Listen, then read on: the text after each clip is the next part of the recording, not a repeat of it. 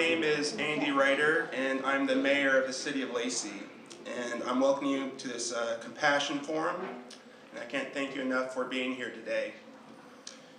Well, being that you're here, you have at least heard about our Compassion campaign and the partnership between Lacey and the North Thurston Public Schools. Recently, the City of Lacey and the North Thurston Public Schools signed on to the International Charter for Compassion, which means we're working together to expand compassionate acts and programs in our community to assist citizens of all ages. So I'm delighted that the school district approached us with this idea of coming together, the community as a whole, to really tackle this idea of what does it mean to be compassionate? So what does a compassionate community mean? Well, we realize that it isn't something we can answer by ourselves or simply sign up for, but it's a way of thinking, of acting, of being. It can't be answered in a vacuum, and it can't be answered without your involvement. We started to really take a look at what we're doing here, and essentially it boils down to the one question: is Lacey a compassionate community? I know that we do have some amazing services and groups, and there is compassion here. But with this idea of compassion in mind, I started to ask, how can we spread more compassion? That brings me to the purpose of today's forum. We wanted to bring members of our community, you, together. We wanted to be able to create connections, to share information, to explore ideas, all surrounding this idea of compassion. But I believe that in order to have a meaningful conversation, we need to explore what it means to be compassionate and to take a look at what we're already doing in our community. As I look around the room, I see many familiar faces. For those faces that aren't as familiar, I want to make it a point to say that your voice is just as important as everyone else's. As a community, we work together, we live together, and we help each other.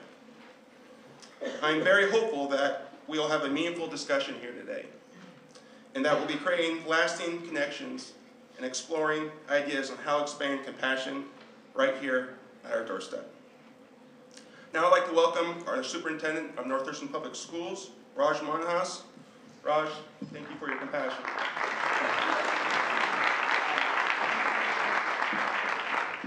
Just want to start by saying thank you for being here. On a Saturday morning, all of you chose to be here. We deeply appreciate it. And I also want to thank the city of Lacey for really taking this work in a partnership with us to do what is absolutely critical, not only in our community, in our country, and all over the world. So I'll start by my own journey briefly. Way back, long time ago, I was born in India right after when India was divided. And Pakistan came out of that division, a new country. And my folks used to live on the side which became Pakistan. And so I was born at a time in a place where I saw deserted village left by Muslims and homes destroyed, which I learned later that what happened. Of course, I didn't know what went on. There was a school created by that Muslim community. In that school, there was a school which continued. And I was a student there, my first grade, second grade, and all of that. And during that time, now I can reflect, what was it which really helped me so much to do good and really work hard and be a compassionate person? Because people have asked me so many times in my different roles, how do you do this? Well, it's natural. It's part of us. It's part of our being. And I got so much help from the community there, even under, you can imagine, my whole family was a refugee family in their own country. And not having a place, not having, I mean, that kind of thing. So that has never left me. I reflect more and more on that.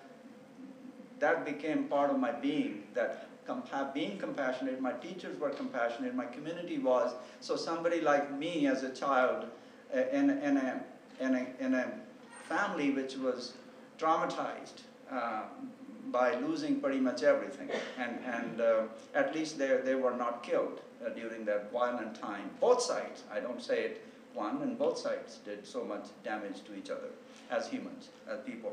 So that's my, and then let me move forward, quite a bit forward to Seattle time. I work as superintendent of Seattle schools. People gave me a lot of kudos for being who I am. And I used to ask them, what does it mean? Well, you are real. I said, well, what else we need to be? We need to be real. Well, under most difficult times, well, former general counsel of my school system is here, Gary Akata. He will advise me from Attorney General's office. They drove from Seattle this morning to be here. So thank you, Gary, for being here. So Gary will say, well, Raj, I don't think we need to, I mean, he was doing his legal work. Once in a while I say, Gary, I feel like meeting with this person. I know they have done some really bad stuff, but can we, either as a teacher or a principal or a director or assistant, whatever it is. It's an 8,000 people organization. You know what? Almost in every case, people said, even if we are firing someone, laying off people, we understand, but you were very compassionate. And I wasn't working at it. It came from within. And that's the part we all have it. So the idea is to awaken it. Idea is to really, all of us, deep down, reach down to your souls and say, it feels good. We watch these little videos, the animals and interacting with each other, and how sometimes, they'll eat each other, but they act in a very compassionate way. You see some of those videos. Why? Because that's the compassion in animals. And I think we need to really keep that thing in mind, that our kids. Let me move forward again. I was recruited to be drafted to be Executive Director of Seeds of Compassion, which we worked for almost a year in Seattle. And a lot of business community came together. They raised almost $3 million to do this work. And it was a 5-day event. University of Washington was partner.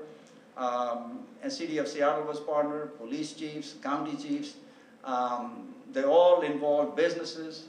It was a 5-day event. I can just guess at least 200,000–300,000 people attended different events.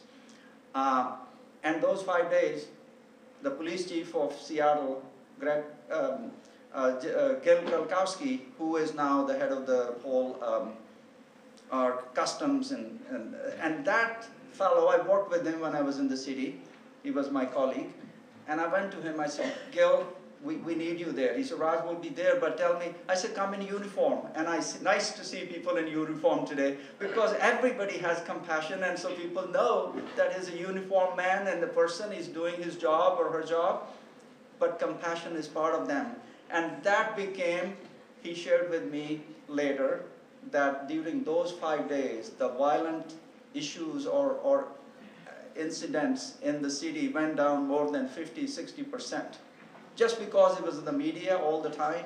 The Dalai Lama was there, Desmond Tutu was there, and some of the best scientists, the brain scientists, social scientists, everybody was there. The governor was involved, the OSBI superintendent was involved, city managers, everybody. So I'm just sharing that during that time, it reinforced in my mind that this is something is so critical. When I interviewed here 6.5 years ago, I remember talking about whole child. I pulled that sheet out even now, and compassion and love and the kids, what kids need. That Seeds of Compassion, by the way, was focused on early learning, raising level of awareness in a state, that if we help our young people at early age in a compassionate way, their brain develops one way. versus if they are not treated well, it develops another way. So some of the best brain scientists were in Seattle. You probably know the guy who wrote the book on not only compassion, but it was intelligence, not regular, but emotional intelligence. You know, and he and Dr. Siegel, there were so many people who have done amazing research. So I remember Dr. Siegel from UCLA telling me, he's a neuroscientist, he said, Raj, just look at this way. It's absolutely true. We are proving it through research that the emotions, how kids feel, the feeling of that, so it's like they construct the hardware, the software is designing the hardware. So like in computers, you know, so there's a physical structure, but he says the physical structure of the brain changes how kids feel. So this feeling converts in the brain into a different way the brain gets built and developed. So there is a lot more research in this. I won't talk more, but I just want to say it's something so critical for our own well-being and well-being of our community, and especially of children. And that's why we took, as a school system, this work on, and I'm so thankful to the city for really partnering with us, and we might be the first city and school system in the state really signing on to this work, and I believe this will spread, and hopefully with each and every one of you working on this. Whole child is the focus we did. A number of disciplines issues went down in our school system. You have heard about that. And then we feel if we can continue to spread this message in the community, it's good for each one of us. It's good for each one of our souls. And then it's good for collective soul of the city and the community. So with that, I will introduce my friend Andrew Hines. Andrew is a person who really introduced me to, as I shared my own story, which I didn't know what to call it, how I feel about different things. But he's the man who really was behind this whole idea when business community approached me. And then I said, you know, I really don't know what to do with this. But why you're asking me? I'm not an organizer of events. But I remember Andrew really working hard on this. So Andrew has been head of the national, international work, and he has done so many amazing things in this. So with that, Mr. Hines, if you could share a few thoughts. Thank you.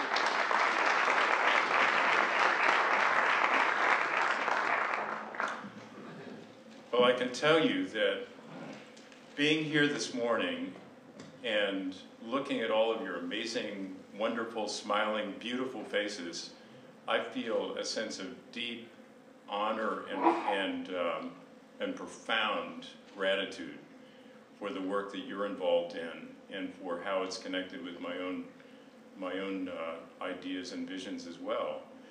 So I want to tell you a little story.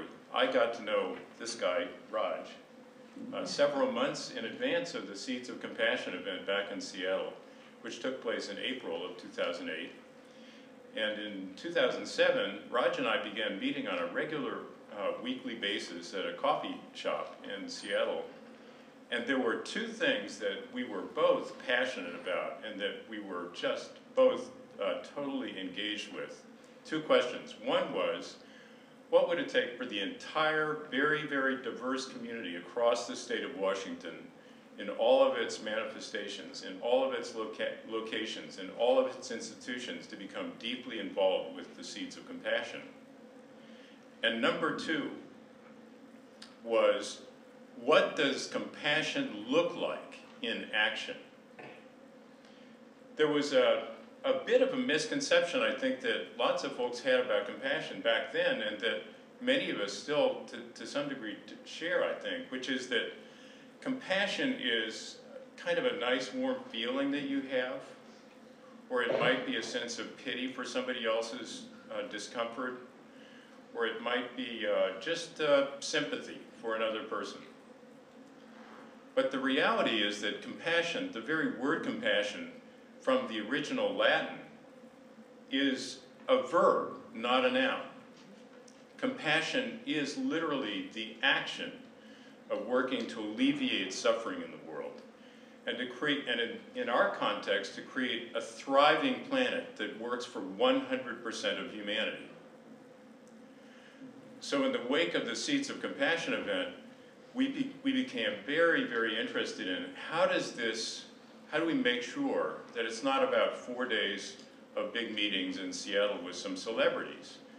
How does this idea of compassion turn into a global movement for the practical implementation of compassionate policies, the application of compassionate resources, and looking for practical, material, measurable, compassionate results in every institution, in every community?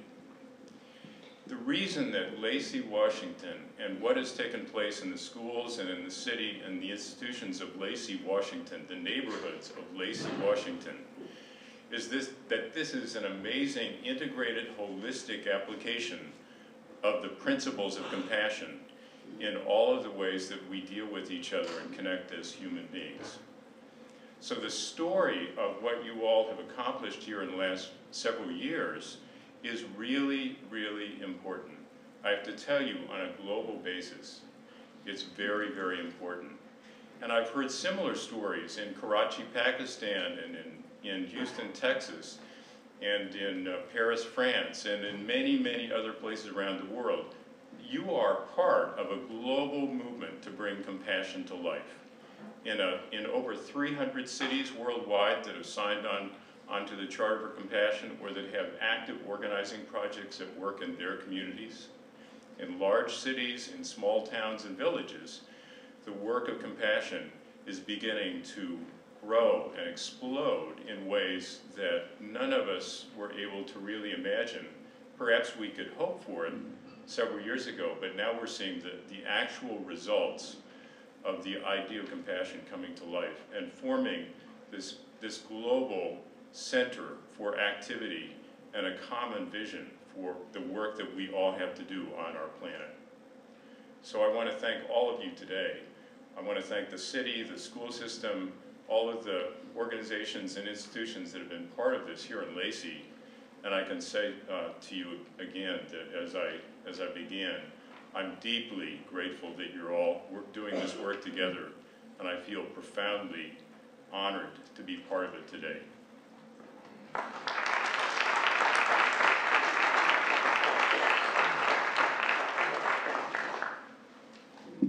You know, the more I've thought about today and preparing for today and the conversations we've had with the school district and reflecting on how did we all get to this place today? What led us to be here, to be talking about compassion? I truly believe that compassion isn't something that is taught. I think hate is taught. I think prejudice is taught. Compassion is something that lives within all of us. It's innate. And having that within us really drives the decisions we make.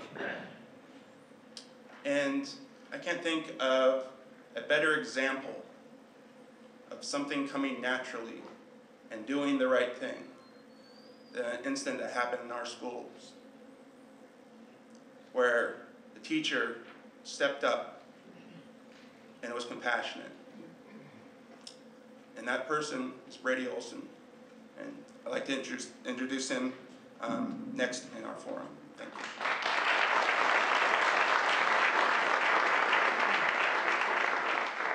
The tech guy needs to come back. I don't know where he went. But until he gets here, I think we're. My name is, as you said, Brady Olson, and it kind of feels like class right now on a Saturday morning. Here, point. Dude, get your heads up. So, unfortunately, that's the chief of police and my boss. So Monday I'll be needing a job and bail money. So I hope you guys make that happen.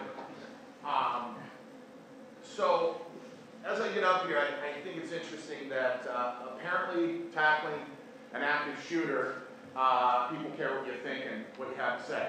My family never has and probably never will, but others do, and that's really kind of cool. I'm not really a podium guy, so I'll be on the move a little bit if that's okay. But having people care about what I have to say is pretty surreal. And I've had a lot of really surreal moments in the last 9 months, and I hope I can share some of them with you today. I'm going to tell you a little bit about this crazy moment that took place April 27th, my son's birthday. And I'm going to take you kind of, what I think is kind of a journey over the last 9 months and let you into my world.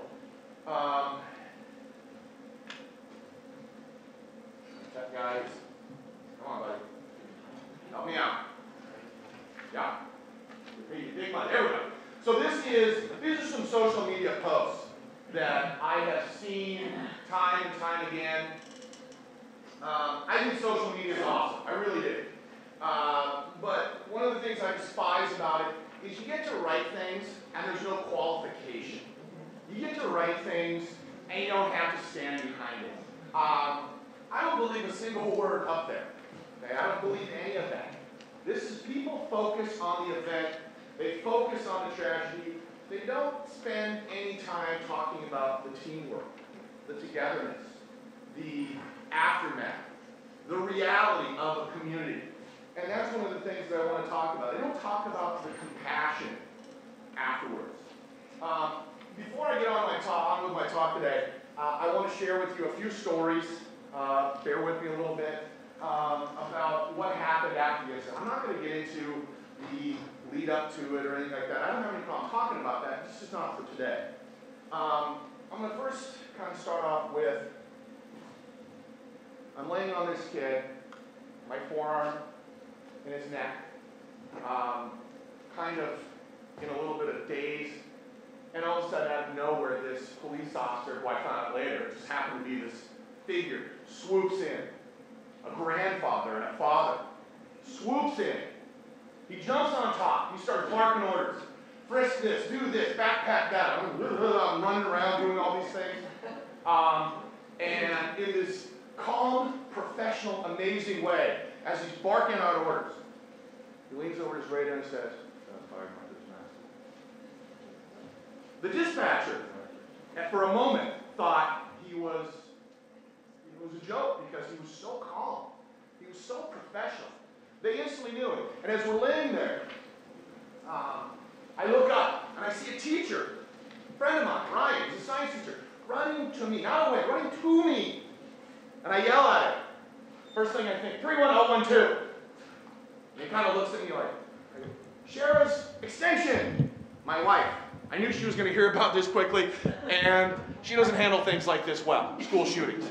So I knew that she would be worried about her daughter and her husband, and that's the first thing I could think of. He turns around, he looks at me, he jets the other way and takes off, running down the hall. Obviously, he didn't get to her in time to call, but as I'm laying there, and we're talking about these people come out of the woodwork, and we're frisking, we're doing all these things, and I lean over to the young man, and I kind of talk to him a little bit and say, things are going to be okay, you're going to be fine, don't worry about it, okay, we're going to take care of you. And at that moment, I started to move around a little bit. I'm a bigger man, and I heard this faint voice, could you please get off me, I can't breathe. So I pushed off, looked at my principal, Steve Root, in the face, who was right there, and we kind of made eye contact, and kind of started to understand this situation a little bit. As I got off, it seemed like, to me, about 15 seconds. I heard later it was about 2 or 3 minutes. I see Lacey PD rolling in the door. I found out later it was a graveyard shift. They were on their way home to their families to be with them. But instead, they roll in that door with guns drawn, and it was almost like this, like this was planned. It was like, there wasn't a thought. There was a quick moment, and they said, boom, we're clearing the gym. I mean, it was one of the most professional things I've seen. I had a really unique opportunity to see a whole bunch of things that other people did, and I want to share them with you. It was really incredible, okay? 2 men and a young lady come in, clear the gym, go about their way. It was phenomenal. As I kind of got up, and I kind of looked around, Steve came up to me, my principal, he said, you realize just what happened? You realize what just happened? And kind of looked at him, I was like, I got AP testing in 2 weeks, so can we get back on with this? I got a test coming up. And he looks like, I think we're done today. And I kind of was like, I don't know why, but okay. obviously still, I'm not this hero guy. I was just kind of like, in shock a little bit. I got to then start thinking he had to go into action, which he did. It was instinct. He went into action. He goes, he starts taking care of business. It was pretty dramatic. I noticed my finger kind of hurt, and I looked down on it. It was a little scuffed. Didn't have a ring on it. I'm like, I'd lost a few pounds. I gained them all back. But I lost a few pounds, and my ring kind of flew off. And I'm looking around, and I notice other people start coming up, and they start looking around, looking for this ring. A police officer said, hey, that's a crime scene. Get out. Okay? And at that point, as time went on, I realized I had kids in my class. Usually what happens, I open my class, kids come in, 3 or 4 or 5 or 10. We do some stuff. I go to the office, check my box, do my thing, and I realize they're in. I'm in a portable. I'm running out to my portable. Police officer saying, you can't go anywhere. I'm like, eh. I run out to my portable, open the door, and these chairs fall down. They had blockaded the door. I looked at them, and they were huddled in a little corner, lights out, and they came over to me, and they're like, is everything okay? I said, guys, what are you doing now? What's going on? They said, you know, what's happening? I said, holy crap. I don't think I said crap, but I said, holy crap. And they're like, what happened? I go, this guy. And they're kind of sharing it, and one of them, Taylor, looked at me and goes, by the way, Mr. Olson, London called. I looked and I said, dude, I don't have time. Your girlfriend London? He goes, no, the city, London called. And I looked at him and went, what are you talking about? And he said, they called it London. A newspaper in London had gotten my information off of Twitter, had then gotten online, got my website, got my phone number, called, and Taylor answered. And I started to kind of think at that point, wow, this might be kind of a bigger deal than I'm realizing. At that point, I went back to the Commons. I had to be interviewed.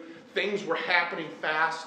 By the time I got back to the Commons, I think we had every police department, Lacey, Olympia, Tumwater.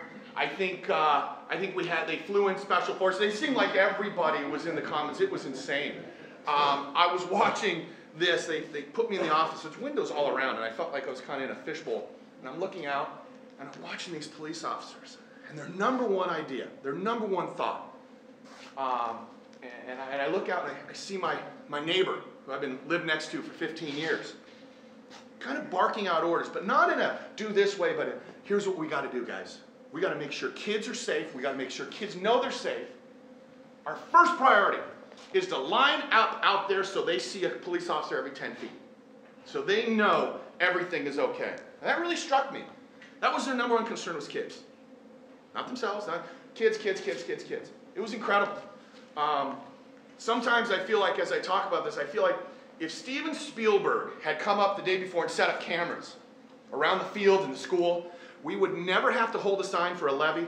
Police officers would never have to have a bake sale. Firemen would never have to carry the boot. It wouldn't be a problem because public could see and say, wow, that's really what is going on. That's really what it's about. Pretty phenomenal to be able to see that. As I'm looking out the window and I'm watching all these things happen, and I'm just kind of, everybody's like, you just go away. And I'm watching everything happen. I look out the window and I go, this young man, sheriff deputy's outfit, AR-15 on his front. I go, hey, that's Sean, former student of mine from Black Hills High School. I knock on the window. He kind of looks at me. I go, hi, Sean. Looks at me. Big, strong kid. He looks at me and goes, hi, Mr. Olson. Goes back to what he was doing. And it was amazing. I went out to the field where we were doing relocation. And it's pretty amazing to see teachers who have their own kids. Jackie Meyer, I don't like to use her full name, but I'm going to. I think, I thought she was going to, I was kind of walking out not knowing what was going on. I thought she was going to push me out of the way because she was getting kids to their parents. Her number one goal, her number one thought in her head, get kids to their parents. Parents are living their worst nightmare, and I'm going to take care of that. Brian Stretch had his, what he calls his bug out bag, where he has food, he has first aid stuff, he's carrying it, he's running around. We had it was like a ballet that was conducted that was incredible. And the thought was, kids. That was all that mattered. Get kids to their parents, get kids safe, get kids to know that they're going to be okay, and get parents to know their kids are going to be okay. It was pretty amazing to see. And I don't think we have that opportunity, and that's why I want to share that with you. But it was incredible. I'm going to tell you about one other thing that happened that I found out later that we don't hear about is we had our athletic director, who's now our athletic director. Then he was just a PE teacher, Jess, but he was a PE teacher. He was walking by the girls' locker room when the shots were fired. And he goes in, and he's got boys and girls huddled in a closet. And the only thing he had as a weapon was an umbrella. And I tell you what, if anybody came through that door, they're going to get a face full of umbrella. Because Eddie wasn't going to let anything happen to those kids. Afterwards, we were able to gather in my portable. People were coming out. They were asking questions. They wanted to get a statement. And I, of course, put my wife at the computer. She'd gotten there, and she's writing the statement, and I'm just walking around like this because that's our entire life. She got me through college. She got me through my national boards. She got me through everything. Moms, ladies, you know what I'm talking about. Guys are like, what do you mean? And so that is the reality. So we're writing this statement. The phone rings, and it's the Huffington Post. Of course, I don't want to deal with the press. So I say, yeah, Brady Olson, I know him, but he's not here. Well, can you tell him? Yeah, I'll give him a message. And then it kind of got comical. New York Times, Time Magazine. I remember answering the voice like, hello. I remember answering in a fake British accent. All of these things. And then I got to the point where I just stopped answering the phone. Wrote my statement. Crazy media storm. People coming out. And they all wanted to know about that. Nobody really asked about the other things that happened. Nobody asked about the, and I'm going to start using the word compassion, that was happening around us. I got home. Today's Show was there. They wanted to talk to me, and I said, only if Brian Williams can do the interview. They looked at me and said, that can't happen. I go, those are my demands. So I didn't get on the Today Show. I like Brian Williams. I'm sorry. So that's a true story. I wish I could have made that up, but it's not. I'm kind of going crazy. Media everywhere, and I get a phone call, and it's my friend Tim, who says, hey, I'm at the golf course. There's nobody out here. You need to come out. He was by my side when it happened with me and Steve. I hustled to the golf course, spent the next 6 hours driving around in a golf cart, hitting horrible shots into the woods, and talking and trying to understand the situation and the reality of what was happening around us. And really, when I think about that day, and I think about some of the things that took place, and I think about an environment for compassion and action was created that day. And an environment for compassion and action. Some of the things the community did. This is just a small list. I would probably have you sit through 8 or 10 slides to see the entire list. Every school. We had schools in Indiana. We had, the young ladies back there going, that's my school. We had every school. We had companies. We had former students. We had people writing us cards. It was incredible. I heard earlier, it kind of stole my thunder. It felt like, and my wife talked about it, it's an incredible hug around us. That, ladies and gentlemen, in the middle is Timberline, wearing all purple. I think some of them still have a rash. But River Ridge as well. Every school sent us pictures. These are just a few. Pictures of purple and caring and understanding. It was really something to behold. Cards, more than you can imagine. From this state, out of state, counties. I can't even describe. It was, and of course, the presents I got. I happen to be, I understand why I became the poster child, but there were so many others that did so much. But I actually got some things. I got a custom bag. One of my favorites, I'm kind of a Husky fan if you guys don't know. Coach Peterson sent me a coach's jacket, shirt, Starbucks cards. Really, too many things and cards to count. Free dinners. And really what happened was an environment for compassion and action happened. As I'm sitting at Hop Jackson, a man comes up and he says, I'm going to buy you dinner. No, you don't have to do that. He goes, I have a 16-year-old daughter. She goes to North Thurston. I'm doing it. Pretty dramatic. I also got to throw out the first pitch of the Mariners game, which I'll talk about. And as you can look at number 6, which is I'm going to talk about here in a second. But number 6 was a wedding ring. That was one of the things that was given. And I want you guys to continue it. After that day, and it continued on, an environment for compassion and, importantly, action was created. I had an interesting email. It was from a guy named Stephen Goldfarb in Bellevue. And he emailed me and said, I want to make you a ring. I said, no, I don't need a ring. The ring I lost was a replacement ring of my actual ring. I think I bought it at Westport for like 60 bucks. Okay? It wasn't that big a deal. And he said, no, this is happening. He goes, let me say thank you to every teacher that's ever been in my life. I said, okay. We went up to Bellevue. You have to buzz in to get in, okay? I'm about as middle class, my family, as it gets, all right? You have to buzz in. We walked in. My son was amazed that the water bottles had their label on it, okay? That's how this place is cool. And he came up and he said, as I was watching what happened to you on the news, he said, I thought about it. He said, you lost your ring. And he said, that I can do something about. And that was a really dramatic statement. It makes me think, all of the things that I can do something about, or we, what are where's our expertise? Am I a plumber, electrician? Am I a teacher? That I can do something about. Very dramatic. We were in this place, I saw a Seahawk come in. Keep in mind, this is the guy that made Matt Damon's wife's wedding ring. Okay? For so many older people, Matt Damon is a big deal. Okay? So, this was pretty cool. And he said he was the most gracious guy ever, and he got up, we went upsized, came back. I had call after call. I got to do a TV show about government on TVW inside Olympia. This is like an AP government's dream. You're just like, are you kidding me? I get to talk about government? It was the coolest thing. They put a mic on me. It was neat, okay? So all of these things happening, and finally, the day comes to throw out the Mariner pitch 2 weeks later. All of these things have happened. I got a call from a guy you might know named Denny Heck. He's a congressman.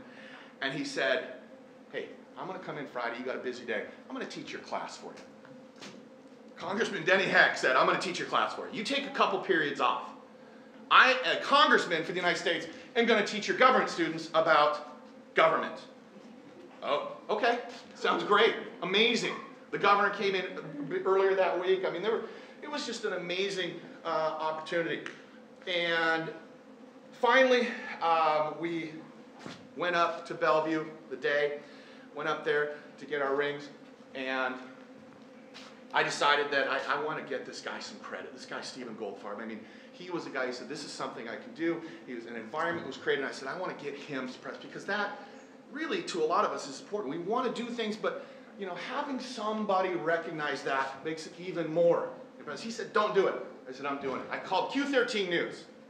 Never happened in my lifetime again, but I called them up and said, this is Brady Olson. And they're like, oh, hi, Brady. Yeah, I need a news crew, 5 o'clock, Goldfarb, Bellevue, be there. Okay, we'll be there.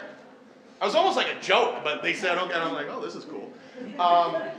And so we went up, through the pitch, did all that, and 2 weeks later, and an environment was created for compassion and action because of that day. I want you guys to all, if you can, think back to 9/11. 3,000 miles away. Okay? Most of us had no personal impact, but things changed that day afterwards. Things changed. An environment for compassion and action was created after that day. When we got onto the freeway, we didn't get mad if somebody cut us off. We just kind of waved. We were different. We tied yellow ribbons. We thought about the people 3,000 miles away and what they were dealing with and struggling with. And we cared. Some of us sent things. Some of us sent gifts. Some of us sent money. Some of us sent prayers. Some of us sent cards. But that day, an environment for compassion and action was created. Of course, as things calm down, we get back to normal, get back to doing our thing, okay, get back to life, and we move on. But those things continue to happen. My wife went to a conference. A woman came in, said, she's a hard-working single mom, a couple girls in the school, and she couldn't talk during the conference. My wife said, what's wrong? She said, oh, my teeth are killing me. I need a couple root canals. I don't have insurance and I don't have any money. And my wife thought, I can do something about that. She called our dentist, Dr. Fadak. I wish you were here. Called Dr. Fadak, great dentist, College Street. Called Dr. Fadak and said, hey, I got a mom, here's the story. He goes, send her over. He didn't say anything, didn't ask for anything. Took care of this lady who was struggling, and because of him, an environment was created. Because of my wife, an environment was created for compassion and action. At a conference later on, another mom works at McDonald's, very hardworking. She had 2 girls. I hear about them all the time, great kids. And she said, it's going to be a tough Christmas. My wife sent me an email. I forwarded that email that my wife sent about this family to my staff. Now, as a staff, there's some people I like, there's some people that I work with.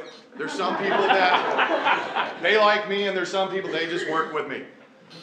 But every single one of them got back to me and said, let's make this the best Christmas they've ever had. And it was. It was unbelievable. And the reason was because an environment had been created. An environment had been created through my wife for this family. We have times when a community is in a tragic crisis and people almost instinctively act on their compassion. But then we have subtle environments for compassion, like when the dentist helped, or when my wife emailed about this family, about Christmas. And the question I have is, how can we harness that feeling we all get inside us when a crisis happens, like a shooting at a school or 9/11? How can we get more of us, including myself, to say like Stephen Goldfarb did, that I can do something about? As I was preparing for this talk today and asking myself that same question, how can we create an environment for compassion and action? I thought about all the compassionate things I've done in my lifetime. I'm certainly not a saint, but I've done a few nice things. And I realized that in most of those cases, I acted on my compassion because I felt connected to the situation. I felt a connection. When talking about the Christmas story, I was connected to that family through my wife. Dr. Fadak was connected to that woman through my wife. My staff was connected to that family through me.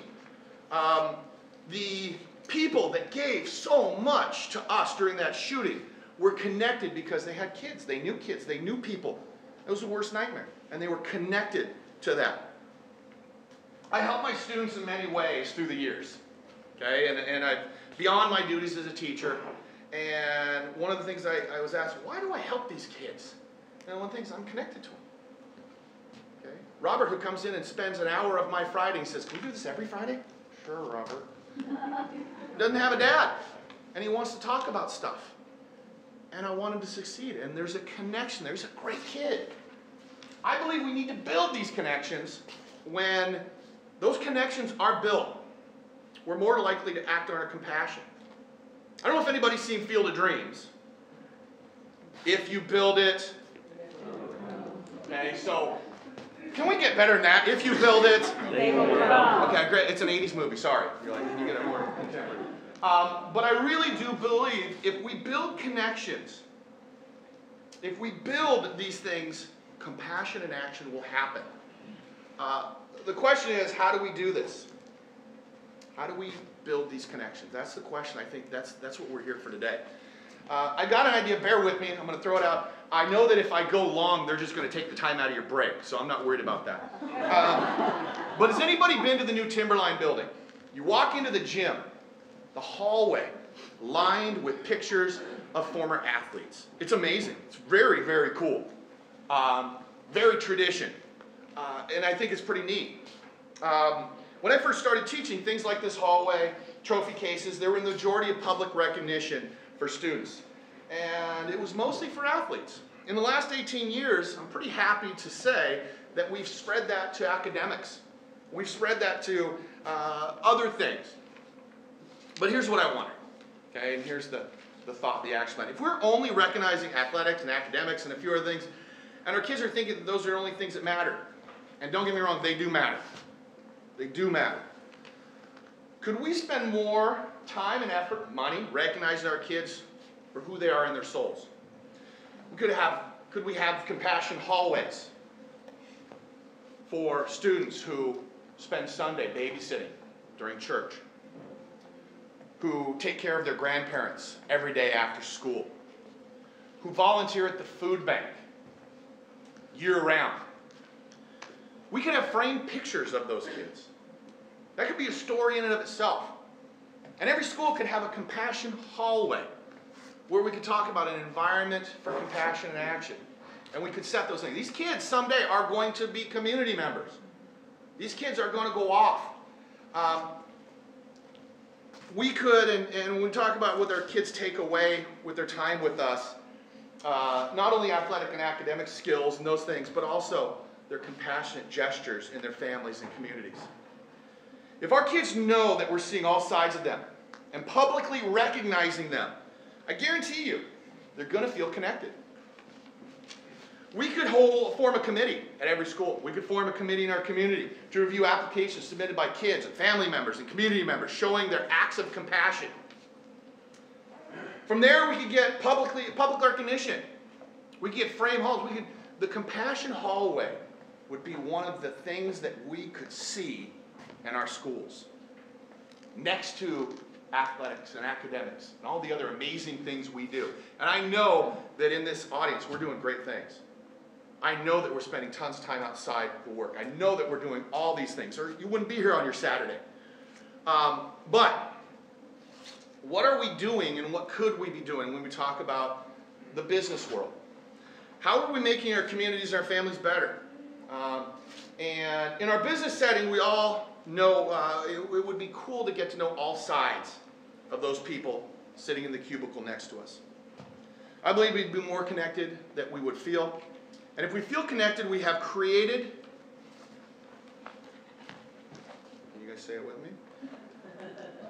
If we feel connected, we will have created an environment for compassion and action. And I think that is what we're here for today. And I think that would be one of the most dramatic things that we could do as a community. And I want to say how much I love this community. I really do. I got a little emotional a couple of times because the way I was treated and the way you have been to me has been really hard to describe. And I just want to say thank you for having me today. I'm pretty honored to have this opportunity. Thank you, City of Lacey. Thank you, North Thurston School District. And thank all of you for being here on a Saturday. Thank you.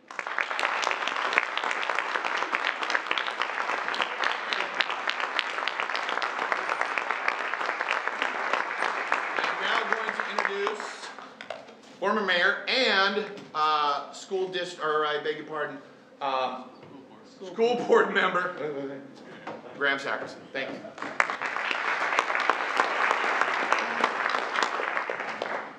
Well, I'm not going to try and top that. That was tremendous. And I have a rather mechanical role, but before that, one of the things Brady said, former mayor, school board member, I think we have an opportunity in this community to do something dramatic in this area. And part of the reason I sense that is we are in a unique situation. I used to go to mayor stuff, conferences, and I would say, yeah, we just had a joint meeting with the school board. And the response would be, well, why would you do that? I was at the WASDA conference shortly after being elected to the school board, and I would ask people, other board members attending, do you meet with the city council? Do you work together? Well, why would we do that? There is a really almost unique relationship between the city of Lacey and North Thurston Public Schools, and it's a great foundation that we can build on. So keep that in mind, that this is different from the norm. Now, my official duties is to say, we're going to take a break. And, oh, we're going to do the video. See? She corrected me. I will come back and announce the break and what we're going to do after the video.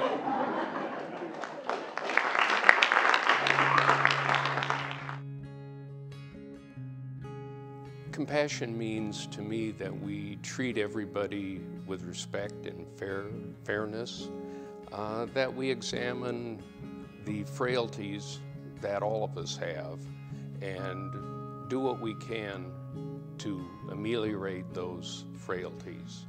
For me, compassion is all about seeing people with your heart. You know, really understanding people and where they are and what their needs are, and really understanding from the heart instead of the brain. Whether it's food needs, whether it's clothing needs, people that are down and out. And then not only recognizing that, but taking action, doing something that alleviates that problem for them. It's more of an action. Unlike sympathy, where you may look at a situation and say, oh, isn't that bad, or I wish I could do something about that. You know, that's being sympathetic. Being compassionate is more like empathy, where you can relate to that subject or what's going on, and makes you want to be motivated to do something about it. To me, compassion means to be like loving and caring and wanting to help others and putting others before yourself, to have their needs be your priority. Compassion to me means when you see people, not judging them, being sympathetic to the situation that they're in, helping them out in any way you can. So to me, compassion means caring. It means looking after people and just trying to help when you can and when you're able, just to ensure that you have, you know, a vibrant and healthy community and healthy people in it. So I think it's just helping everyone, no matter where they are in their life, just more than just doing things for each other, but how we speak to each other and just how we help each other on a daily basis, just being kind to one another. Compassion is a feeling that one has for another in terms of acceptance, of love, of helpfulness, of generosity, and all of the things that falls in between those. You know, we drive people all day long as coach drivers, both Bobby and I, and every day people come in on our bus. It's very important to me to be able to say hello with a warm and pleasant smile, not knowing what maybe that person has gone through or what they're going through at that time. And if I can, you know, make somebody smile or give them a moment of happiness, I do. And compassion means to me to be observant and to be able to be there to acknowledge them. It means do unto others as you would have them do unto you. When somebody helps somebody else who doesn't really have anything that they can't really do, somebody can help them do what they have to do. Compassion means to me caring for others. It means being sympathetic, understanding, patient, tolerant. To me, compassion means treating everyone you meet with kindness. It's understanding differences and celebrating them. It's not judging, but always assuming good intentions. It's caring and giving up something and working hard just so others are happy. It's a state of being, how you feel about others. I think Lacey is a very compassionate community. I think what helps is that a lot of us were raised here. We went to school here. It's our hometown. I think Lacey's a compassionate community because everybody cares about each other. Something I see through the Lacey Southtown Chamber is that people are willing to drop anything to help each other. It's whatever they need to do to make this place a better place to live. And I think the city really does a good job in connecting with the residents and providing them activities that they would enjoy. I think Lacey's a compassionate community because it really does put people first. From my perspective at Senior Services for South Sound, Lacey has always been open to caring for the elders in the community. I think the thing that makes Lacey a compassionate community is its open, unbiased acceptance of its diverse citizens, despite our many differences. When I first think about Lacey, then I have to stop and think about what makes up Lacey, and it's our government, it's our schools, it's our businesses, it's our citizens. Homeless backpacks were started by a family from Lacey, and those provide backpacks to children who need food for the weekends. I think Lacey is a very compassionate place because a lot of people, when you're sad, they always help you up. Whether it's Lacey Loves to Read, whether it's the Lacey Spring Fun Fair, whether it's any activity connected with schools or anything, you'll see our community, you'll see the mayor out there, you'll see the city council, you'll see the school superintendent, you'll see our community leaders out there demonstrating what it's like to be a compassionate person, to take the leadership and to show people what's significant. I think that's what makes Lacey unique. We weren't going to wait for the federal government, and we looked for our own internal funding sources, and we rented some office space, and we have the first Lacey Veterans Service Center here in Lacey. And so that is actually understanding an issue and not just feeling helpless about it, but actually doing something about it. I do here in Lacey, people are really friendly and care about each other. When people are willing to give not only their time, but their resources, or anything which is needed in our schools, it has been amazing for me to watch from our business community, from our Rotaries, from our chambers, from everyone. And city as a whole, I feel, is full of places for people to go and walk, and there's so many trails and environmental areas to visit and really be out there in the nature.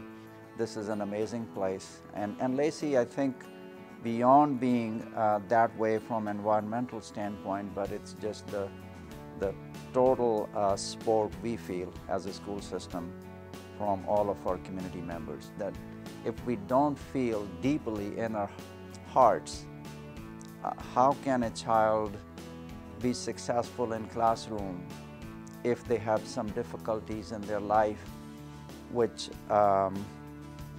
they are not responsible for, but they are there. And so it's more of that feeling in our community here in City of Lacey and our area here that I feel is very special, which doesn't exist in a lot of different places. So it's very impressive. And one of the things that I see as compassionate is that the city provides a lot of activities for free. That sounds maybe a little simplified, but I remember talking to a first-term Army enlistee with wife and a little child, actually 2 little children, and his comment that he liked living in Lacey because there were things for families to do. There were family events that he didn't have to pay for, that he couldn't afford to pay for. So to me, being inclusive and family-friendly is compassion. We were looking for an area that we felt safe in, that had good school districts. Right. And we traveled around pretty much around Tacoma, Puyallup, and whatever, but we ended up in the city of Lacey. We feel the city is on top of many, many things as far as not only the school district and the police department and us being safe, but the community and how it's growing and the infrastructure and the things they did with the Elm Highway with the roundabouts and making sure that transportation is good for the people and the civilians in Lacey. So we feel reach quite a few people, yeah. Yeah, so not to mention the diverse population between military, veterans, senior citizens. And the senior citizen facilities here are awesome as far as retirees. And so the community pretty much outreaches to a diverse population, and we feel that's compassion with Lacey. And we've been really fortunate that we live in a place where there's so much compassion for somebody who has maybe some special needs that it's just been amazing for my whole family. That Lacey is the warm heart of the state of Washington. I found a tremendous amount of compassion by the majority of people when I moved to this community in 1965. I didn't know it at that time, but the county of Thurston, which at that time had 40,000 inhabitants or residents, of which only 15 were people of color, my color. So I made number 16. And there was animosity against me by some, but the vast majority showed compassion. But I was accepted, and the warmth wrapped around me and preserved me and kept me comfortable. That was the beginning of my relationship with the city and the region in regards to this thing that we just described as compassion. Summer meal program that Lacey puts together all throughout the city. And what it does is that it feeds these students a meal. And not only that, many of these places also permit activities that engage them with arts, and of course it keeps their mind really active. It's meeting a need that's there, but beyond that is recognizing the spiritual need and the emotional need of a person, because a person is not only a body, a person is mind, body, heart, and soul. And I think when we are motivated by something as powerful as compassion, we can never underestimate what that can do to a soul. I think it inspires them, it brings out the very best in them. It almost immediately actualizes what it means to be human, what it means to be in a community, what it means to love.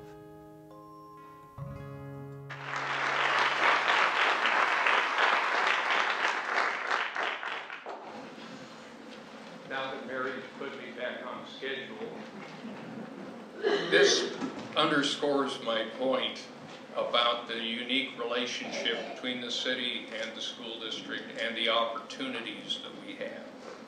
And that's not part of why I'm up here. We're going to take a break, 15-minute break, out in the area there where the tables are. We'll reconvene in that area in 15 minutes. And I'll talk a little bit about the format of the cafe and the conversations and what we will be attempting to achieve during that part of the program. So with that, mingle, talk to each other, talk to somebody you don't know. Oh, now we've got... I forgot to sort of do the most important thing. Thank you, City of Lacey, because this whole event is organized by you, especially Mary Coppin, Sandra Boyce from City of Lacey, I'm sure others who were involved in it. And on our side, a lot of people involved were Courtney Shreve. I'm sure if you know her, and her team has been relentless in this work within our school system. And prior to that, Dr. Najib, who's here, happens to be here, really instilled not only in me, but everyone else in the system, the social emotional well-being of our kids, and compassionate work is so critical for our success as a school system. So City of Lacey, thank you so much for organizing it.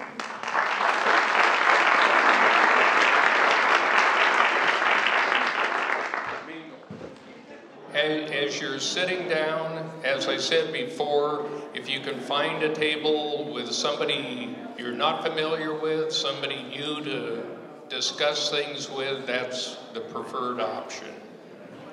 So welcome to this part of the forum.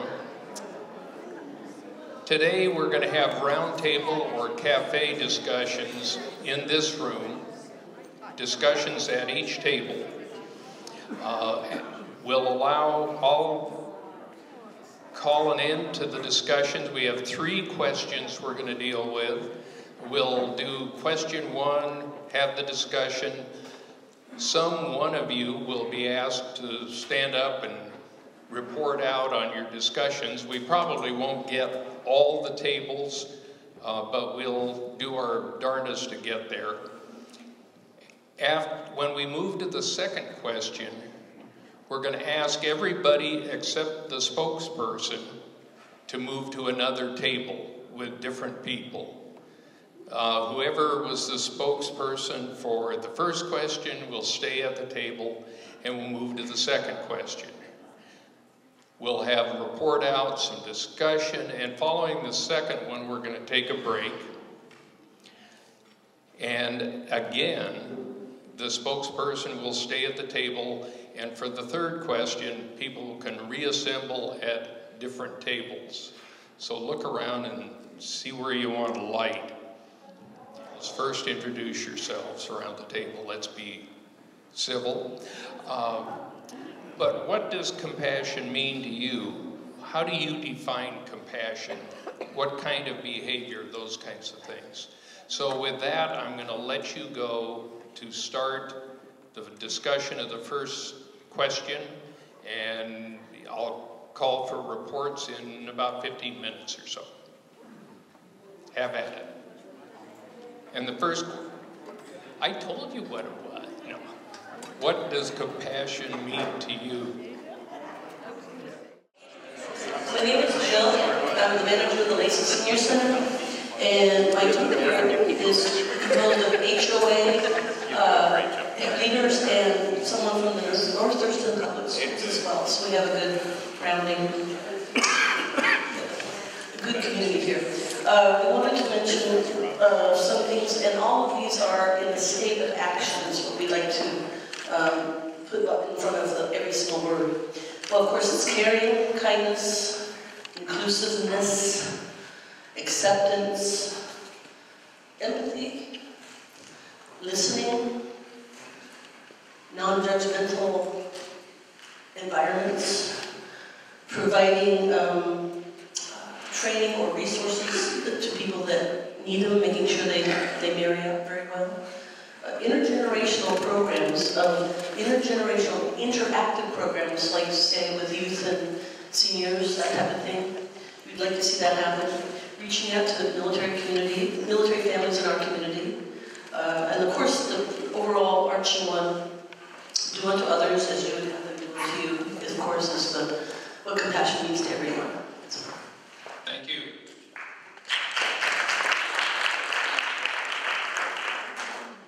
I'm going to have to leave, so I'm going to jump up. And I'm not a spokesman, but I wanted to speak for this moment. This is a great group. Board members, both, Barbara, families in the community, City of Lacey. I'm Howard from Elias Church in Panorama. As I was listening to our conversation, I wish I had a recorder, because every comment was insightful, and related, pushing forward.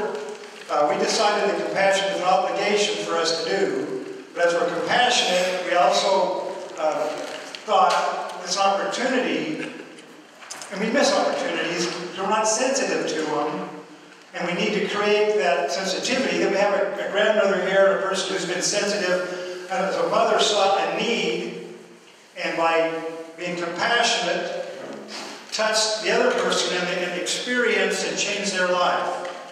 And we need to do these things because it blesses all involved. I think I missed some things here, but amazing conversation.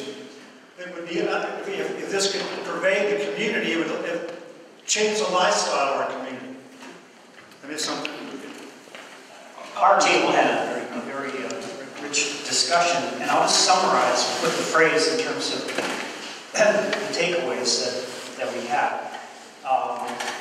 One, in talking to Bill, who is with Thurston Talk. Is that correct? Mark, I'm sorry. And the point that was made there was about positive reporting. We meant to celebrate the good things that are happening in the community. With Bill, a phrase that Bill shared with us was that people in the African community give each other a nod. And the nod means, I see you and I feel you. Raj, who I've known for years now, talked about sensing people's discomfort. And then realizing that and trying to make people feel welcome and comfortable.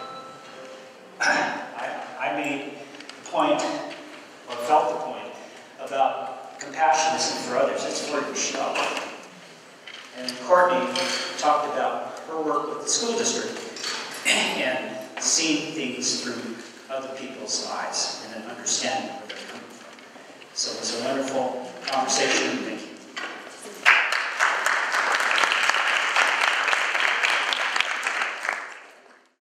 One of the main points of my group talked about is how to bring compassion back to the community, like maybe a neighborhood, how everyone should care about each other without needing to be asked, doing what's right because it is right, be human beings on dollar signs, to give tools to succeed, connecting with the people, seeing what they need, not on their situation, and don't. When you're talking to a person, you shouldn't say things like, did you eat breakfast? But you should care and say, did you have time to eat? And compassion is kind of like a tough love situation.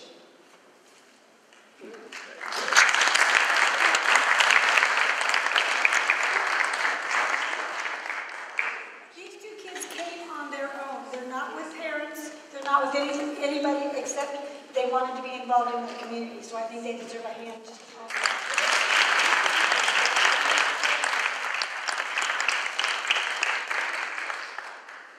Good morning. My name is Simone Jenkins. My family and I are new to the Lacey area.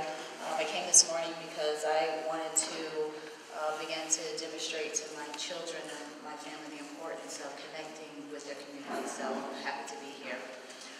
For our discussion this morning, for this particular question, defining compassion, we had several really good answers. My daughter defined compassion as being kind, and we also talked about being aware of the needs of others.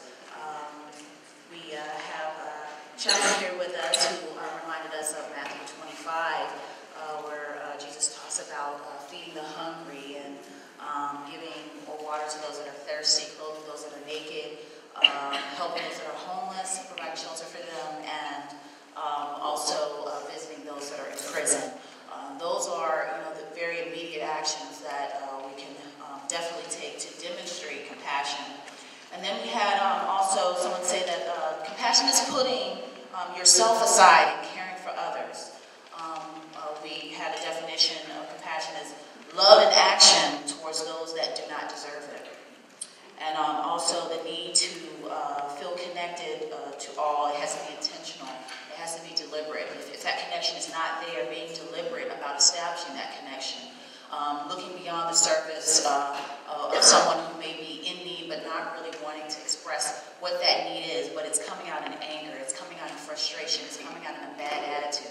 But being deliberate about reaching beyond that bad attitude and showing them, giving them a smile and being kind to them so that, again, they can know what love is in the midst of whatever it is that their need is. And then care of our values, expression of our character, show of compassion is actually an expression of our character. And so these are just a few thoughts. I'm sure that there's some others out there, but we wanted to take the opportunity to share this morning. Thank you.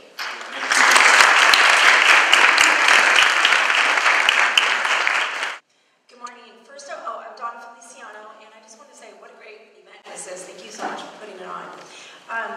Our group here, it was really interesting. Two people said that they've never actually been asked to define compassion. It's more something that you feel, not that you define. So I thought that was really a great way to put it.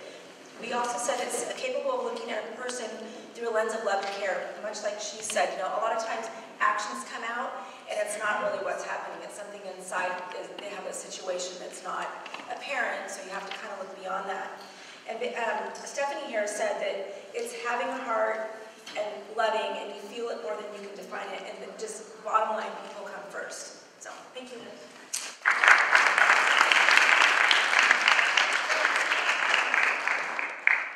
My name is Roselle Townsend, and what our group talked about as far as what it means to be compassionate, we believe it's an unbridled act of kindness, basically going above and beyond your typical day to show acts of kindness to anybody trying to fill that need, place our energy where we can help people. Definitely, we all have great resources, a lot of skills and abilities that we can contribute to people who may have lesser than that. And also, it's really about the energy of our heart, where we place our heart we should place our energy. So obviously, you know, we want to be loving, caring, and compassionate, so that energy needs to be transmitted to those who may have struggles. And an antidote to selfishness. I really like this one because we all have our own little selfish attitudes, and you know, having compassion really does eliminate all that. So when we are compassionate, we are the opposite of being selfish. Helping people and having a happy heart, of course. When you help others, it's only going to make you feel better about yourself, and it's obviously going to make them feel better. Doing the basics of what needs to be done. Well, obviously there's little things, there are big things in our community that we have challenges that are challenging. And really just starting from the little basic needs and working our way up and building those bridges and building those relationships is only going to help our community grow. So this is a great start for that. And as a matter of fact, I look forward to the next one. And also, I love this one. Compassion. What Rhonda spoke about is how she found a compass in compassion. And when we talk about our compass, we obviously, you know, we know what the compass is trying to lead us to the direction of the promised land, I guess. And I really appreciate how you found compass in compassion and isolating and unhappiness and unconditional caring. There's two sides of the compass. Thank you. There's two sides of the compass. Isolation and happiness, which is obviously the dark side, and unconditional caring, which is the dead Jedi mind trick. So, so we definitely want to make sure our compass is looking forward and is going in the right direction, especially for our youth and our kids. And I think that's about all we have at our table. All right. Thank you very much.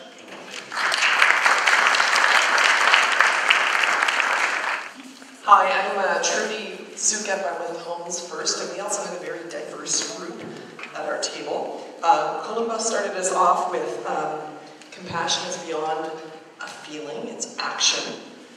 And we shouldn't be waiting for someone to tell you what you can do to help them when they're in need, but we need to seek to make a difference in people's lives.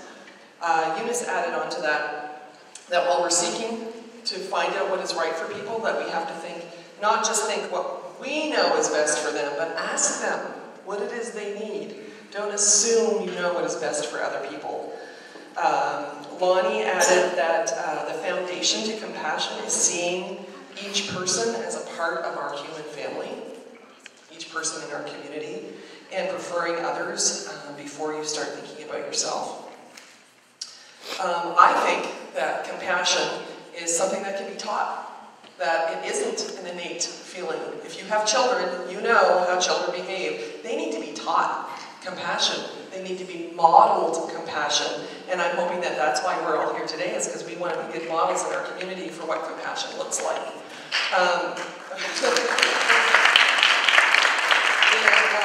I also just want to add that I think part of the first step is having compassion for yourself.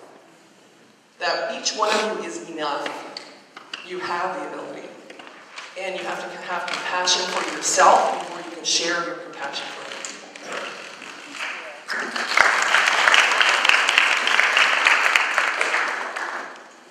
Thank you.